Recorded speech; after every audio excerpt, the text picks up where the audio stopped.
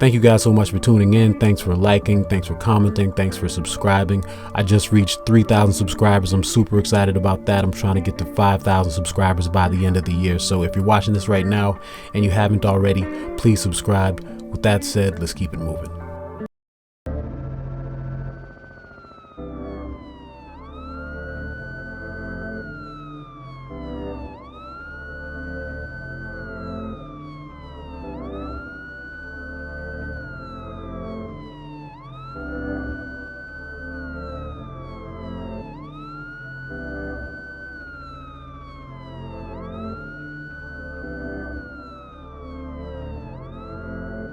In the spring of 2019, 22-year-old Angela Valle and Jerry Brown, who was 34 years old, both lived at the Bushwick Houses in Brooklyn, New York. That's where they met. They'd been a couple for 7 months or so. He resided at the housing development with his mother, and she with hers. Angie had a daughter who was 4 years old. Angie and Jerry had similar interests and began to bond. They enjoyed watching horror movies together, for example. Jerry dreamed of making a horror movie one day. Jerry apparently had a somewhat substantial criminal record. He'd been arrested at least 13 times for offenses such as assault, robbery, burglary, and strangulation, along with the more minor offenses of turnstile jumping and drinking in public. In 2003, he pleaded guilty to attempted murder after a witness told police she saw him shoot someone in the chest at a park in the Brooklyn neighborhood of Williamsburg in August of 2002. He served 7 years, and after his 2009 release, he returned to prison on 3 separate occasions for violating his parole. In one incident, in 2017, Jerry was arguing with a 23-year-old woman who was his ex-girlfriend. He threatened to stab the woman, but instead, he choked her until she lost consciousness. When she came to, she had a laceration on her head that took 25 stitches to close.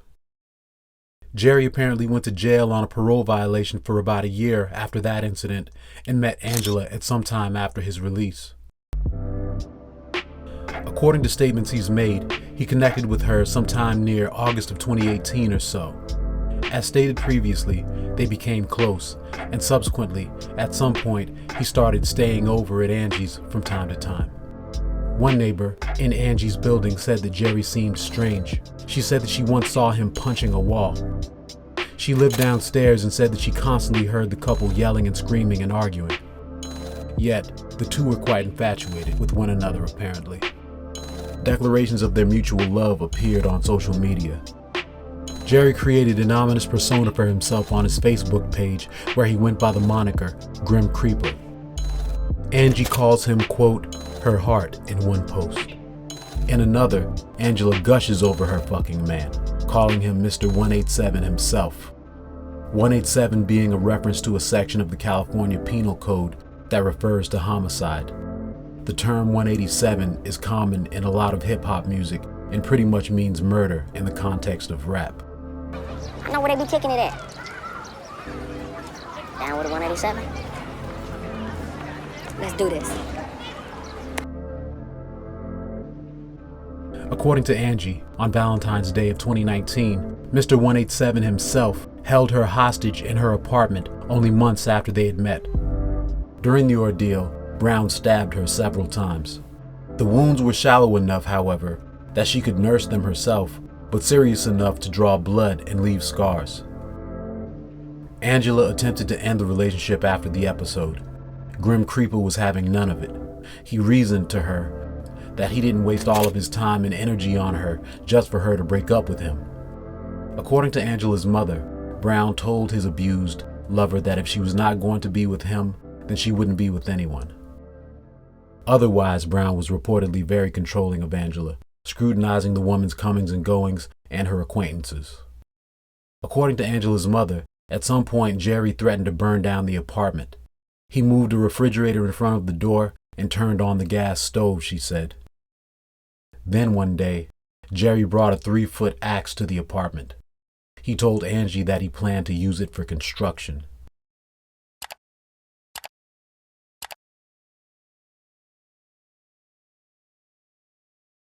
In April of 2019, Angela reconnected with a childhood friend, 20-year-old Savannah Rivera.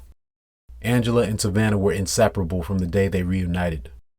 Savannah was the mother of a 3-year-old boy and had recently become pregnant for a second time. On April 19th, Brown went with Angela and Savannah to a playground where they played with Angie's daughter. The group went and got pizza afterwards. Then they went to a liquor store and picked up some Jose Cuervo. Angela put her daughter to bed that evening, then she, along with Grim Creeper and Savannah, decided to crack the bottle. The little party began normally, until Angie noticed Jerry behaving strangely around the knife set in the kitchen. Recollections of the Valentine's Day ordeal swept through her mind. Angela went into the kitchen, took all of the knives, and threw them out the window. Jerry was surprised and pissed. Angela told him straight up that she didn't trust him. Jerry said, incredulously, that he had already told her that he would never do anything like that to her again. Then Angela thought of the axe that Jerry had bought a few weeks prior. She went into the bedroom and moved it to the guest room, apparently trying to hide it from Jerry. Jerry told Angie that she was overreacting. He mocked her a bit and told her to go ahead and hide the axe. Put it wherever you want to put it, he told her. Angie believed that from his vantage point in the living room, he wouldn't have been able to see where she was stashing the axe. Less than an hour later, though, the three were watching a Spanish music video when Jerry got up to use the restroom and returned with the axe.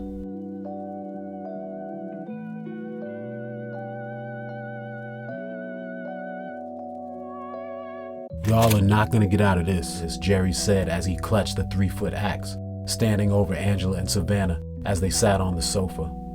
His facial expression was vacant and emotionless. Angela tried to reason with him. "It's me," she said. She pleaded with him, asking him what was wrong. "Just shut the fuck up. Sit on the floor," Jerry ordered the two women. Savannah reached her arm over to hug Angie, but Brown demanded that they sit still. "Put your hands down or I'm gonna crack your shit," Brown said, as the two women sat on the floor with their backs to the couch.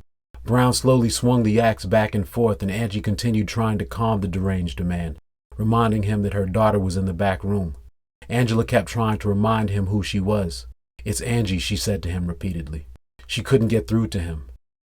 She would recall later that during the entire ordeal, the Spanish music video that the three had been watching together kept playing over and over. Angela thought to herself that this was it, that they were about to die. According to the NYPD, Jerry then began swinging his axe at the two women. He nearly decapitated Savannah. She and her 9-week-old fetus perished in the assault. Angie suffered several wounds to her skull, among other critical injuries, as Brown attacked her with the axe. Somehow Angie found a way to flee the 8th-floor apartment, stumbled down the 8 flights of stairs, and escaped the building as the early morning rain was falling. She was unable to grab her daughter before she fled the apartment. There happened to be an Uber driver near the premises, sitting in his car at a red light on Flushing Avenue. Angela ran up to the car, opened the door, and climbed in. She was telling the driver that her daughter was being held hostage nearby. The driver thought Angie was drunk and called 911. Then he noticed that the woman was bleeding profusely. Angie would recall later that at the moment, her skull injury felt like something was stuck in her head. NYPD officers Sean Duhan and Mary Sobieski arrived at around 1:16 a.m. but refused to enter the building after Angie told the two cops that she and her friend had been attacked with an axe, that her daughter was still in the apartment, and that the attackers' whereabouts were unknown. Duhan and Sobieski said that the housing development was out of their jurisdiction. Angela pleaded with the officers. EMTs asked the two cops to escort them upstairs, and the Uber driver asked them if they were going to do anything about the child. More than an hour passed before a sergeant finally entered the apartment and discovered the unharmed child who was sleeping in a bedroom. The sergeant also found Savannah Rivera with numerous stab wounds about her body and her head nearly completely severed. She had also lost several of her fingers. Jerry Brown had vanished. A neighbor saw the outside of the apartment in the aftermath of the carnage, apparently after Angie had escaped, but before police had arrived. He said that the hall was covered in blood.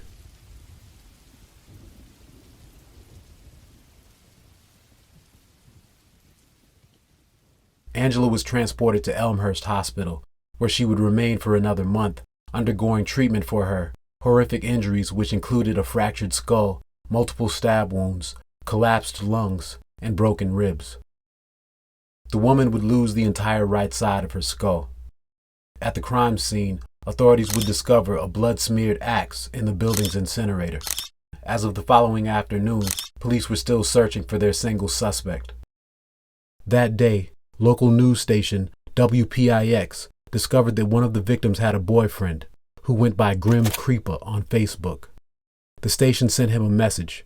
Jerry contacted the station back 10 minutes later and found himself on the phone with WPIX producer Ava Pittman. According to WPIX, Jerry said he couldn't remember what happened in the wee hours of that morning.